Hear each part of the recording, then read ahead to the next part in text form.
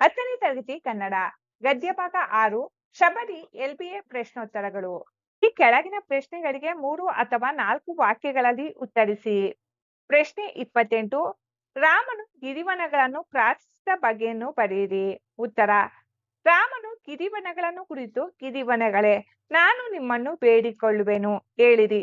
ಪ್ರೀತಿಯ ರಾಣಿ ಸೀತೆಯು ನನಗೆ ದೊರೆಯುವಳೆ, ಅವಳು ಇರುವ ಸ್ಥಳವನ್ನು ನೀವು ತಿಳಿದಿರುವಿರಾ. ನನ್ನ ಹೃದಯದ ಈ ದುಃಖವು ನಾಶವಾಗುತ್ತಿಲ್ಲವಲ್ಲ ಎಂದು ಪ್ರಾರ್ಥಿಸಿದನು.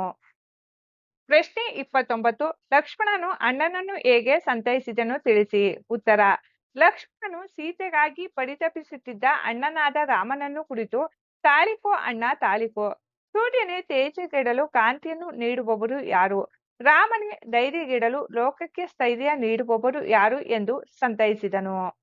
ಪ್ರಶ್ನೆ 30. ರಾಮನ ಸ್ವಾಗತಕ್ಕಾಗಿ ಶಬರಿ ಮಾಡಿಕೊಂಡಿದ್ದ ಸಿದ್ಧತೆಗಳ್ಯಾವುವು. ಉತ್ತರ: ರಾಮನ ಸ್ವಾಗತಕ್ಕಾಗಿ ಶಬರಿಯು ಸವಿಯಾದ ಬಗೆ ಬಗೆಯ ಹಣ್ಣುಗಳನ್ನು, ಜೇನುತುಪ್ಪ ಅಧಿಕವಾಗಿರುವ ಮಧುಪರ್ಕವೆಂಬ ಪಾನೀಯವನ್ನು, ಸುವಾಸನೆಯಿಂದ ಕೂಡಿದ ಬಾಡದ ಹೂವುಗಳನ್ನು ಸಂಗ್ರಹಿಸಿ ಸಿದ್ಧತೆ ಮಾಡಿಕೊಂಡಿದ್ದಳು.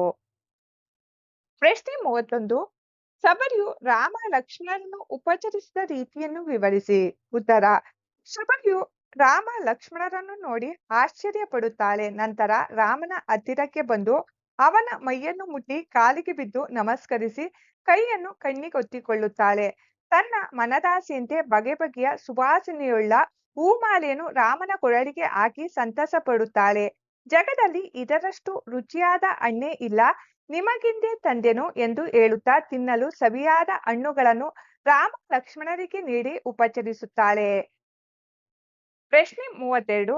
ಆತಿಥ್ಯ ಸ್ವೀಕರಿಸಿದ ರಾಮ ಲಕ್ಷ್ಮಣರು ಶಬರಿಗೆ ಹೇಳಿದ ಮಾತುಗಳ್ಯಾವುವು. ಉತ್ತರ: ಆತಿಥ್ಯ ಸ್ವೀಕರಿಸಿದ ರಾಮ ಲಕ್ಷ್ಮಣರು ಶಬರಿಗೆ, ನಾವು ನಿನ್ನ ಪ್ರೀತಿಯ ಸ್ವಾಗತದಿಂದ ಸಂತಸಗೊಂಡೆವು, ನಿನ್ನ ಸುಖದಲ್ಲಿ ನಮ್ಮ ಸುಖವ ಕಂಡೆವು, ಕಣ್ಣಿಗೆ ಕಾಣದ ಆನಂದವನ್ನು ಈ ಕಾಡಿನಲ್ಲಿ ಅನುಭವಿಸುವ ಪುಣ್ಯ ನಮ್ಮದಾಯಿತು, ನಾವು ನಿನಗೆ ಎಂದೆಂದಿಗೂ ಋಣಿಗಳು, ನಿನ್ನ ಈ ಆತಿಥ್ಯದಲ್ಲಿ ಸ್ವಲ್ಪವೂ ಕೊರತೆ ಇಲ್ಲ, ನಮ್ಮ ಅಯೋಧ್ಯೆ ಅರಮನೆಯಲ್ಲಿ ಇದಕ್ಕೂ ಒಳ್ಳೆಯ ಆತಿಥ್ಯ ದೊರೆಯದು, ಇಂದು ನಾವು ಕಾಡನ್ನು ಮರೆತೆವು, ಇದನ್ನೇ ನಮ್ಮ ಮನೆಯೆಂದು ತಿಳಿದೆವು, ಇಷ್ಟು ಗೌರವ ತೋರುವ ನಿನ್ನನ್ನು ನಮ್ಮ ಮಾತೆ ಎಂದೇ ತಿಳಿದೆವು ಎಂದು ಹೇಳಿದರು.